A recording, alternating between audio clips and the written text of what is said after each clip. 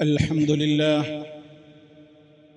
نحمده ونستعينه ونستغفره ونعوذ بالله من شرور أنفسنا ومن سيئات أعمالنا من يهده الله فلا مضل له ومن يضلل فلا هادي له وأشهد أن لا إله إلا الله وحده لا شريك له وأشهد أن محمدًا عبده ورسوله فاللهم صل وسلم وبارك عليه وعلى آله وصحبه أجمعين أما بعد فأوصيكم عباد الله ونفسي بتقوى الله أعوذ بالله من الشيطان الرجيم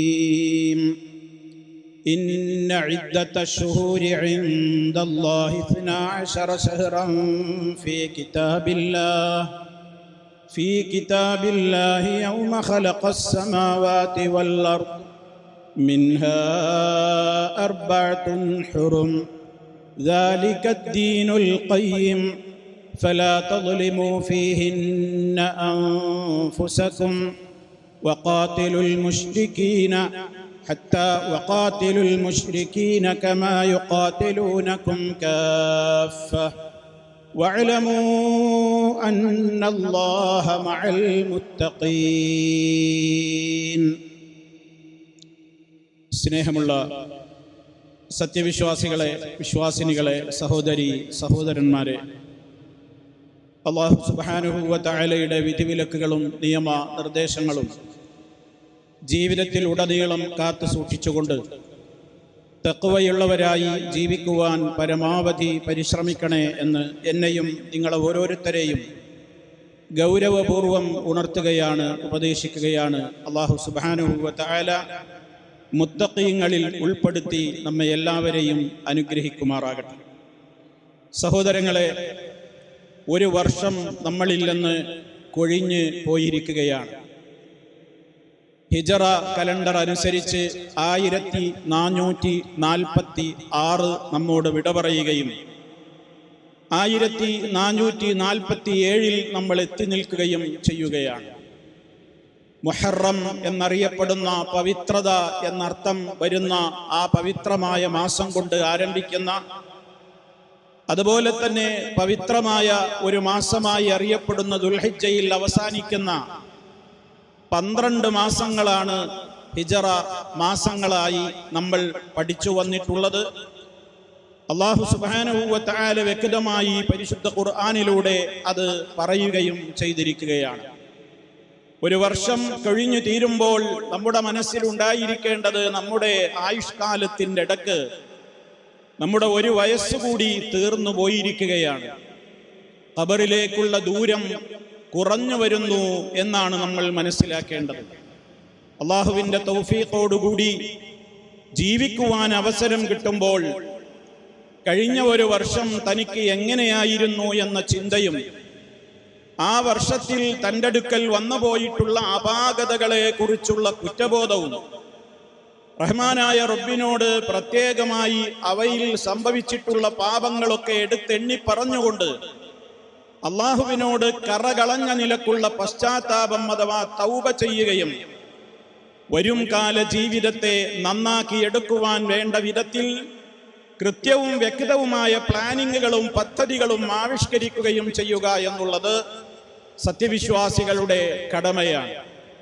ഒരു മാസത്തെ നമ്മൾ ദർശിക്കുമ്പോൾ, ഒരു പുതിയ ഒരു മാസത്തിലേക്ക് നമ്മൾ പ്രവേശിക്കുമ്പോൾ, മഹാനായ റസൂലുള്ളാഹി സ്വല്ലല്ലാഹു അലൈഹി വസല്ലമിന്റെ പതിവായിരുന്നു, അവിടുന്ന് ഹിലാൽ കാണുമ്പോൾ അവിടുന്ന് ഇപ്രകാരം പ്രാർത്ഥിക്കാറുണ്ട്: അല്ലാഹുമ്മ അഹില്ലഹു അലൈനാ ബിൽ അംനി വൽ ഈമാനി വസ്സലാമതി വൽ ഇസ്ലാം റബ്ബി വ റബ്ബുക്കല്ലാഹ്.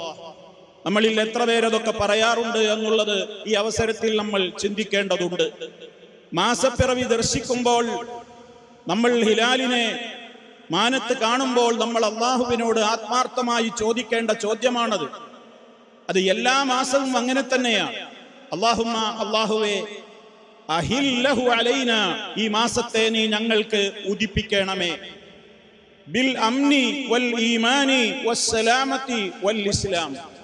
4 കാര്യങ്ങളാണ് പ്രത്യേകം അള്ളാഹുവിനോട് നമ്മൾ കേണപേക്ഷിക്കുന്നത്. നിർഭയത്വത്തിന്റെ മാസമാക്കണം. അമ്ന്, ഒരു പേടിയുമില്ലാതെ ദുന്യവിയും മുഹറവിയുമായ ഭയപ്പാടുകളില്ലാത്ത നിലക്ക് നിർഭയത്വം നീ എനിക്ക് പ്രദാനം ചെയ്യണമേ. വൽ ഈമാൻ, യഥാർത്ഥത്തിലുള്ള വിശ്വാസത്തിൽ നിന്ന് ഈമാനിൽ നിന്ന് തെറ്റിപ്പോകാൻ ഇടവരുന്ന എന്തെങ്കിലും എൻ്റെ ജീവിതത്തിൽ ഈ വരും ദിവസങ്ങളിൽ സംഭവിക്കാതെ അല്ലാഹുവേ എൻ്റെ ഈമാനിനെ നീ കാത്ത് രക്ഷിക്കണമേ. വസ്സലാമത്തി, സുരക്ഷിതത്വം നീ എനിക്ക് ഉറപ്പുവരുത്തണേ അല്ലാഹ്. സലാമത്ത് നൽകേണ്ടവൻ നീയാണ്.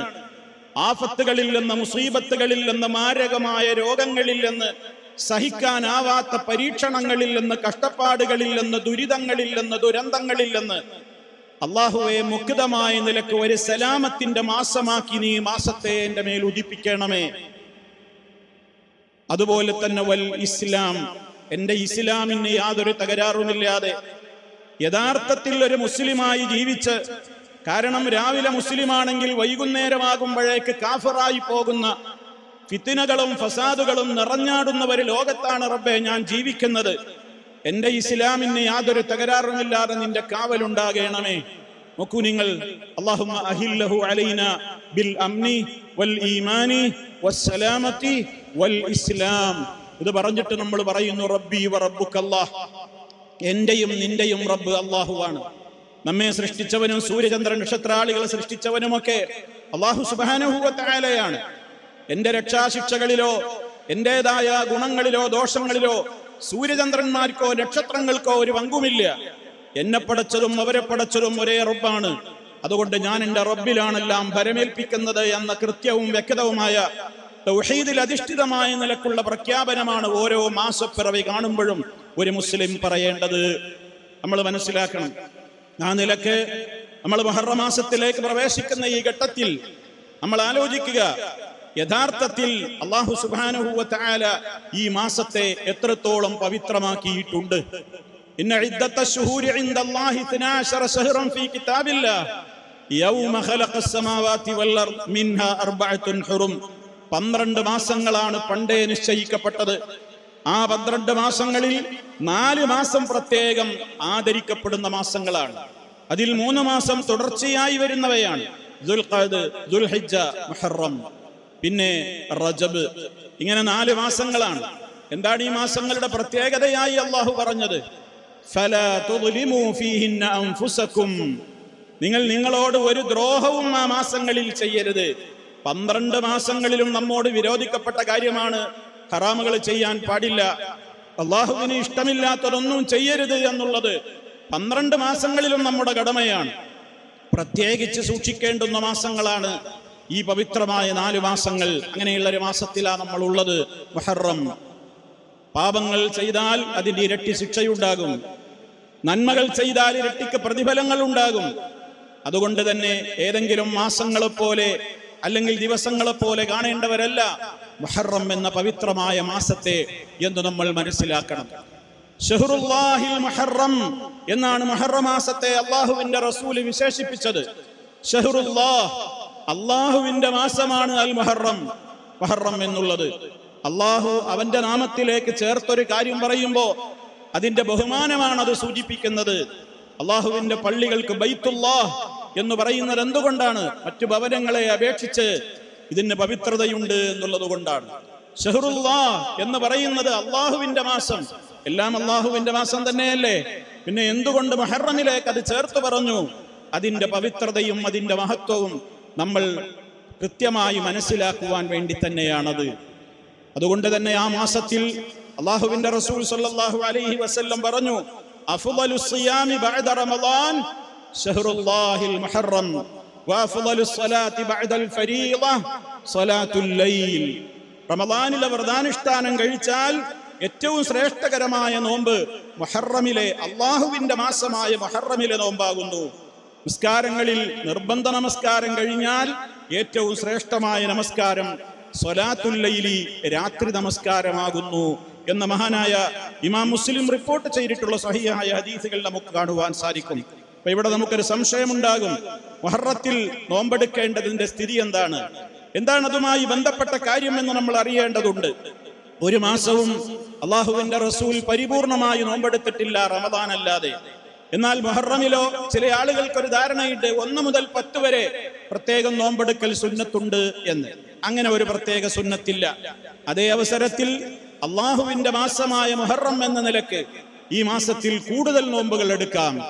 അത് 1 മുതൽ 10 എന്ന കണക്കില്ല. ഈ മാസം അവസാനിക്കുന്നതിന്റെ ഇടക്ക് ഇതിൽ വരുന്ന തിങ്കളുകൾ മറ്റു മാസങ്ങളെക്കാൾ പ്രാധാന്യമുണ്ട്.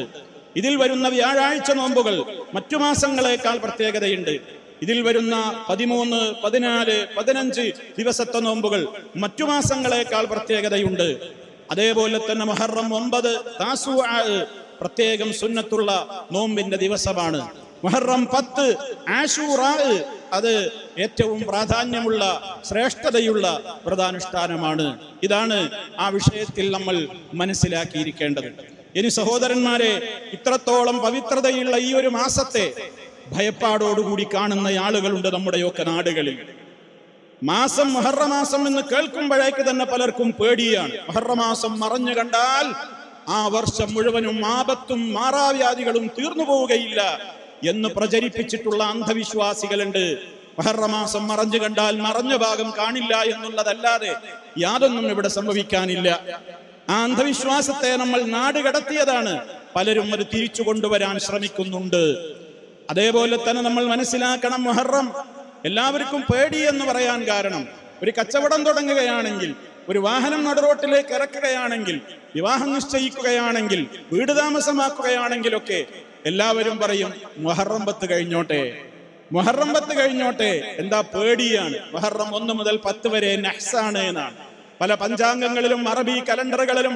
അതുപോലെ തന്നെ നമ്മുടെ നാട്ടിലുള്ള പല മുസ്ലിയാക്കന്മാരുടെ സ്ഥാപനങ്ങളുടെ കലണ്ടറുകളിലും മുഹറം മാസത്തിൽ എന്ന് മാത്രമല്ല അറബി മാസങ്ങളിലെ 12 മാസങ്ങളിൽ പലതിനെയും നഹസ് എന്ന മുദ്രകുത്തി മാറ്റിവെച്ചിരിക്കുകയാണ്. എന്താണ് നഹസ് എന്ന് പറഞ്ഞാൽ? ദുഷിച്ച ദിനം, ദുർദിനം എന്നാണ് അതിന്റെ അർത്ഥം. അല്ലാഹു സുബ്ഹാനഹു വ തആലയാണ് ദിവസങ്ങളെയും മാസങ്ങളെയും ഒക്കെ സൃഷ്ടിച്ചത്. സമയത്തെയും കാലത്തെയും സൃഷ്ടിച്ചവനായ അള്ളാഹുവിനെ ചീത്ത പറയുന്നതിന് സമാനമാണ് ഏതെങ്കിലും ഒരു ദിവസത്തെ അത് മോശപ്പെട്ട ദിവസമാണെന്ന് പറയൽ.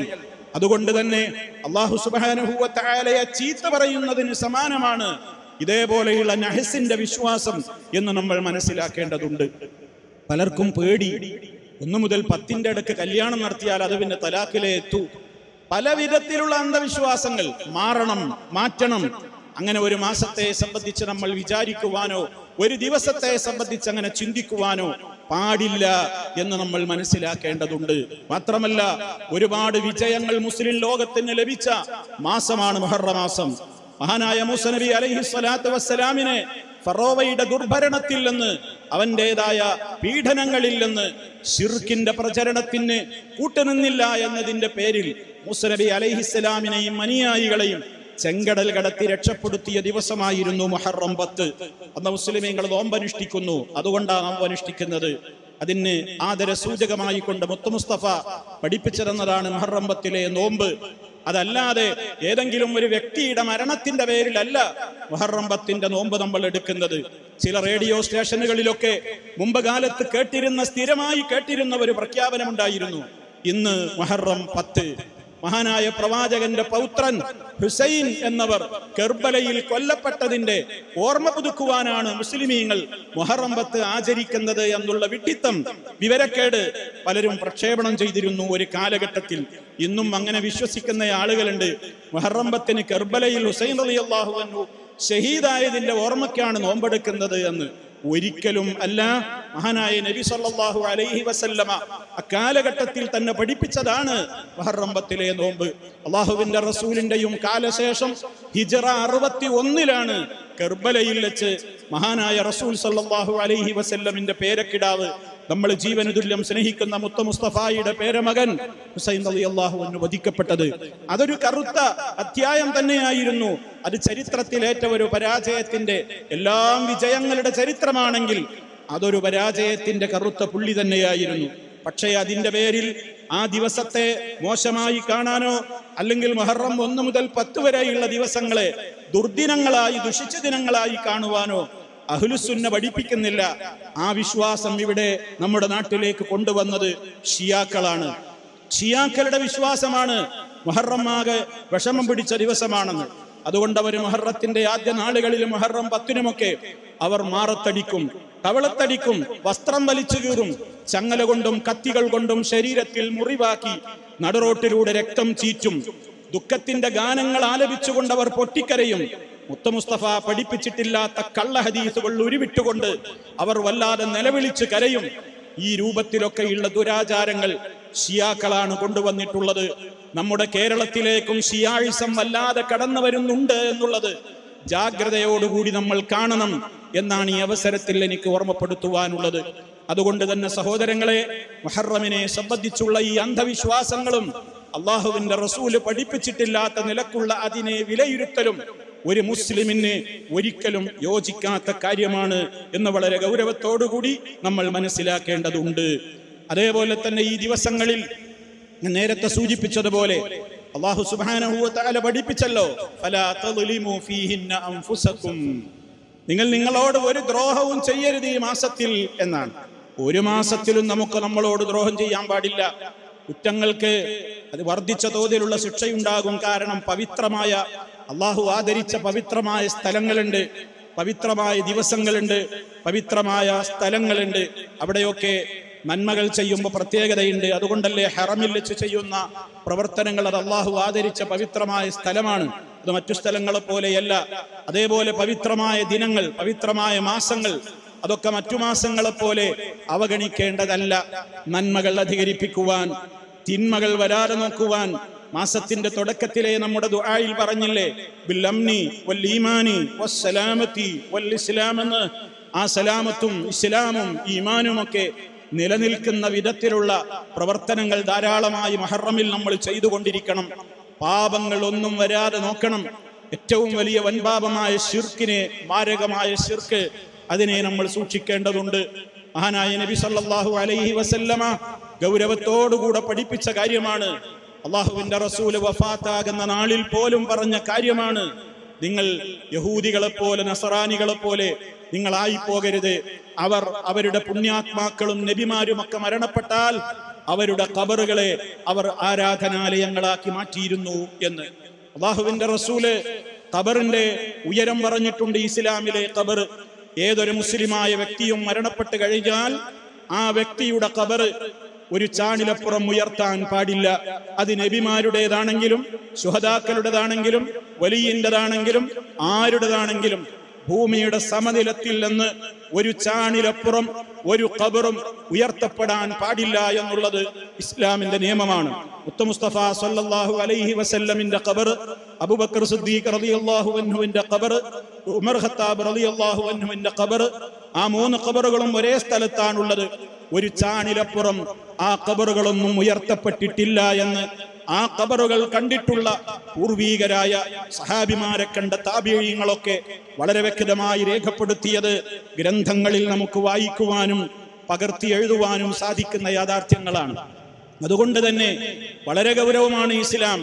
ശിർക്കിനെതിരെ ഇസ്ലാം ഗൗരവത്തോടുകൂടെ പറഞ്ഞു.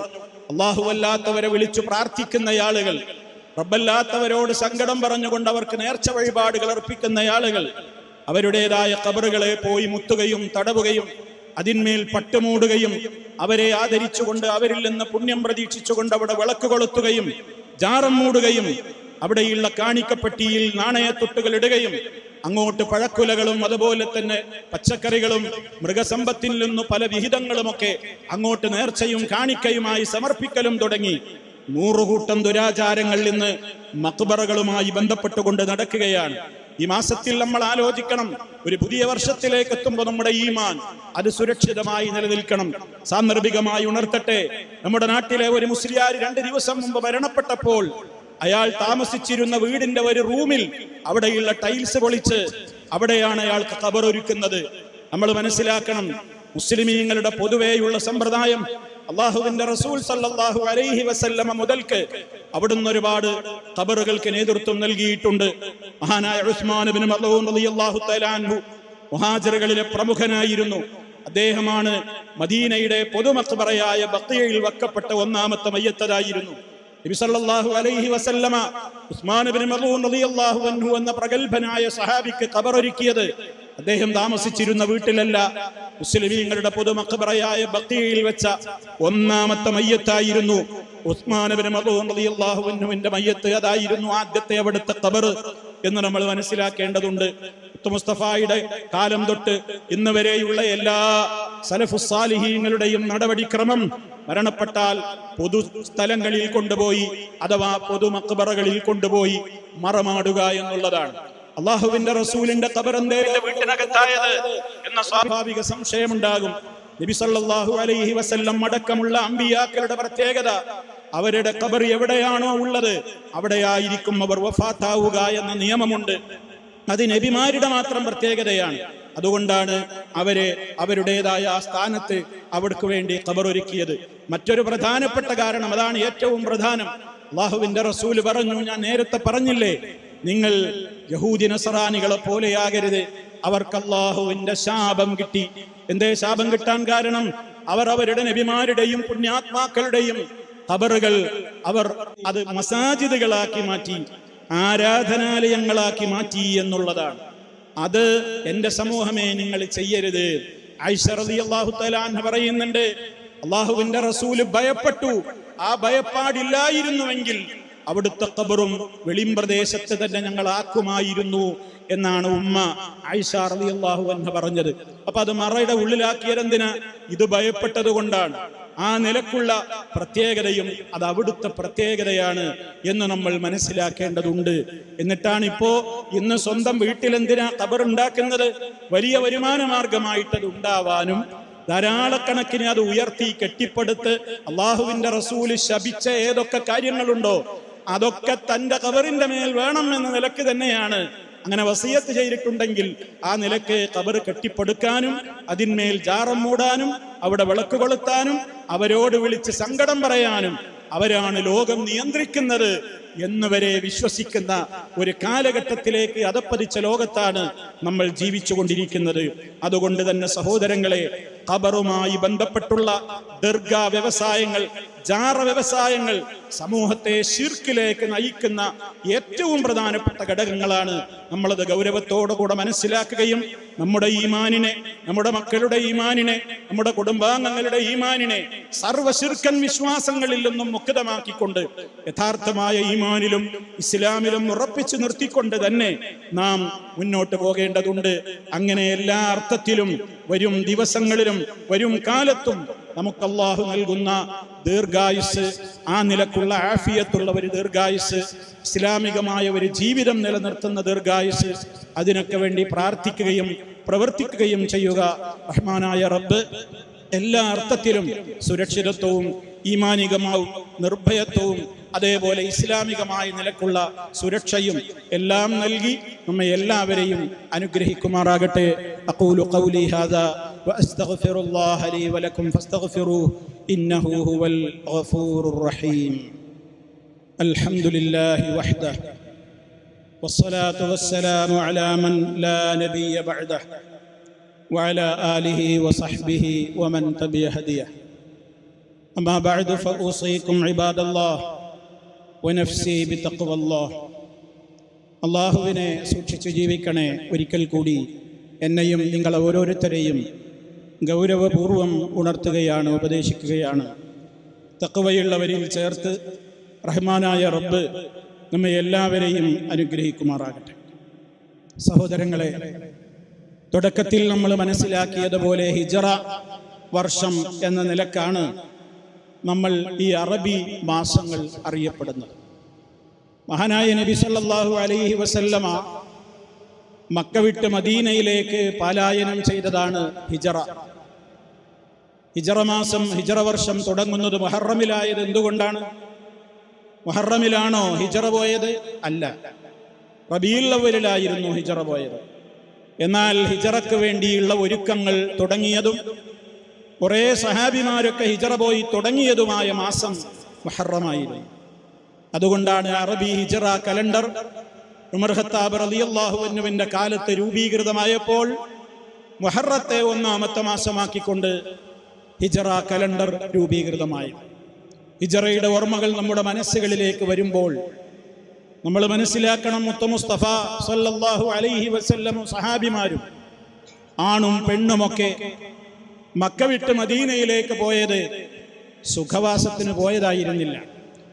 തൗഹീദും സുന്നത്തും അനുസരിച്ചുകൊണ്ട് ജീവിക്കുവാനുള്ള സ്വാതന്ത്ര്യം നിഷേധിക്കപ്പെട്ടപ്പോൾ, പീഡനങ്ങൾ വർദ്ധിച്ചപ്പോൾ സഹിക്കവയ്യാതെയാണ് അള്ളാഹുവിൻ്റെ റസൂലും സഹാബിമാരും സ്വരാജ്യമായ മക്ക വിട്ട് മദീനയിലേക്ക് പോകേണ്ടി വന്നത്. വലിയ ത്യാഗം സഹിച്ചുകൊണ്ടാണെന്ന് ആണും പെണ്ണുമൊക്കെ മദീനയിലേക്ക് യാത്രയായത്. നമ്മൾ മനസ്സിലാക്കണം, അള്ളാഹുവിൻ്റെ ദീനിന് വേണ്ടി ഞാനും നിങ്ങളുമൊക്കെ എന്താണ് സഹിച്ചിട്ടുള്ളത്. പിറന്ന നാട്ടിൽ നിന്ന് ആട്ടിയോടിക്കപ്പെട്ടപ്പോൾ ഉടുതുണിക്ക് മറുതുണിയല്ലാതെ മറ്റൊന്നും കൈകളിലേന്താൻ കഴിയാതെ ധനാഢ്യരായ ആളുകളടക്കം മദീനയിലേക്ക് എല്ലാം മക്കയിൽ വിട്ടേച്ചുകൊണ്ട് പോയ ചരിത്രമാണ് ഹിജറ. അള്ളാഹുവിൻ്റെ ദീനനുസരിച്ച് ജീവിക്കാൻ വേണ്ടിയുള്ള സ്വാതന്ത്ര്യത്തിന് വേണ്ടിയാണ് അവർ പോയത്.